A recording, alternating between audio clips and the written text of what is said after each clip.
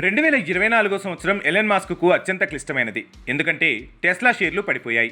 అడ్వైజర్లను ఆకట్టుకోవడంలో X విఫలమైంది. పలువురు ప్రపంచ నేతలకు వ్యతిరేకంగా ఎలన్ మాస్క్ పోరాటం చేస్తున్నారు. సుప్రీంకోర్టు న్యాయమూర్తితో టెస్లా బాస్ వాగ్వాదానికి కూడా దిగారు. కీలకమైన మార్కెట్ను పోగొట్టుకున్నారు. అలా అని మస్క్ సంపద మొత్తం పోగొట్టుకోలేదు. అతడికి శుభవార్త కూడా ఒకటి ఉంది. 2027 నాటికి ఎలన్ మాస్క్ ట్రిలియనీర్గా మారుతారట. అయితే ఈ క్లబ్లో మాస్క్తో పాటు మరికొందరు కూడా ఉన్నారు. ట్రిలియనీర్ జాబితాలో భారతీయ వ్యాపారవేత్త గౌతమ్ అదానీ కూడా చేరనున్నారు. ఈ జాబితాలో ఇంకా ఎవరెవరు ఉండబోతున్నారు? టాప్ బిలియనీర్లకు ఎందుకు ట్రిలియనీర్ జాబితాలో చోటు లభించలేదు? Watch the story. 1916 సెప్టెంబర్ 29. ఆ రోజు ప్రపంచంలోనే తొలి బిలియనీర్ నమోదయ్యాడు. అతడి పేరు జాన్ డి రాక్ఫెల్లర్. అమెరికాకు చెందిన స్టాండర్డ్ అనే ఆయిల్ కంపెనీ వ్యవస్థాపకుడే ఈ రాక్ఫెల్లర్. ఈ కంపెనీకి ప్రపంచవ్యాప్తంగా భారీ ఒప్పందాలు ఉండేవి. నిజానికి అప్పటి వరకు బిలియనీర్ స్థాయికి చేరుకోవడం అసాధ్యమని భావించేవారు. అసలు బిలియనీర్ అంటే ఎవరు? అంటే కోటీశ్వరుడు $100 కోట్ల వ్యక్తిగత సంపద చేరితే ఆయన్ని బిలియనీర్గా పిలుస్తారు. మన దేశంలో ₹1 కోటి ఎంత సంపాదించినా కోటీశ్వరుడు లేదా అపర కుబేరుడని పిలుస్తారు. అయితే జాన్ డి రాక్ఫెల్లర్ బిలియనీర్ అయిన 100 ఏళ్ల తర్వాత, అంటే ప్రస్తుతం ప్రపంచవ్యాప్తంగా 2780 మంది బిలియనీర్లు ఉన్నారు. మరో 3 ఏళ్ల తర్వాత మొట్టమొదటి ట్రిలియనీర్ ప్రపంచం చూడబోతోంది. ఎవరా ట్రిలియనీర్ అంటే ట్రిలియనీర్ ఎలన్ మాస్క్ అవుతారంటూ కొత్త నివేదికలు చెబుతున్నాయి. మొట్టమొదటి ట్రిలియనీర్ ట్రాక్లో మస్క్ ఉన్నారు. ఇప్పటికే టెస్లా సీఈఓ ప్రపంచంలోని సంపన్నుల్లో ఒకడిగా ఉన్నాడు. ఇప్పుడు అతడి సంపద మొత్తం 25,100,000 కోట్ల డాలర్లు. మన కరెన్సీలో చెప్పాలంటే 21 లక్షల కోట్ల రూపాయలన్నమాట. ట్రిలియనీర్ డాలర్ మార్కును ఎలన్ మాస్క్ ఎలా చేరుకోబోతున్నారు? ప్రస్తుతం అతడి సంపద వృద్ధి రేటు ఆధారంగానే మస్క్ ట్రిలియనీర్ అవుతారని అంచనా వేస్తున్నారు. ప్రస్తుతం ఎలన్ మాస్క్ సంపద ఏటా 110% మేర వృద్ధి చెందుతోంది. ఈ ట్రెండ్ ఇలాగే కొనసాగితే 2027 నాటికి ఎలన్ మాస్క్ ట్రిలియనీర్ అవ్వడం ఖాయంగా కనిపిస్తోంది. ట్రిలియనీర్గా ఎలన్ మాస్క్ ఒక్కడే అవుతాడనుకుంటే పప్పులో కాలేసినట్టే. 2028 నాటికి భారతీయ వ్యాపారవేత్త అదానీ గ్రూపుల అధినేత గౌతమ్ అదానీ కూడా మస్క్ సరసన చేరనున్నారు. ఆయన సంపద ఏటా 123% రేటు వృద్ధి చెందుతోంది.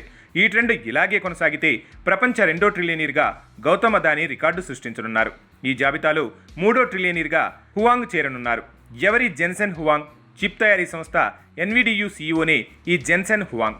ఆయన సంపద కేవలం 5 ఏళ్లలో $300 కోట్ల నుంచి $9,000 కోట్ల చేరింది. ఈ ట్రిలియనీర్ల జాబితాలో చేరే 4వ వ్యక్తి ప్రజాగో ఫాన్గోస్తో. ఇండోనేషియాకు చెందిన మైనింగ్, విద్యుత్ సంస్థల అధిపతి ప్రజాగో. ఇక ఈ జాబితాలో 6వ ట్రిలియనీర్ బెర్నార్డ్ ఆర్నాల్డ్. లగ్జరీ ఉత్పత్తుల గ్రూప్ ఎల్వీహెచ్సి సీఈఓనే ఈ ఆర్నాల్డ్. ప్రస్తుతం ప్రపంచంలోనే 3వ సంపన్నుడిగా ఆర్నాల్డ్ నిలిచారు. అయితే ఆర్నాల్డ్ బిలియనీర్ నుంచి ట్రిలియనీర్గా 2030 నాటికి మారనున్నారు. ఆర్నాల్డ్ తర్వాత 7వ ట్రిలియనీర్గా మెటా సీఈఓ మార్క్ జూకర్బర్గ్ నిలవనున్నారు.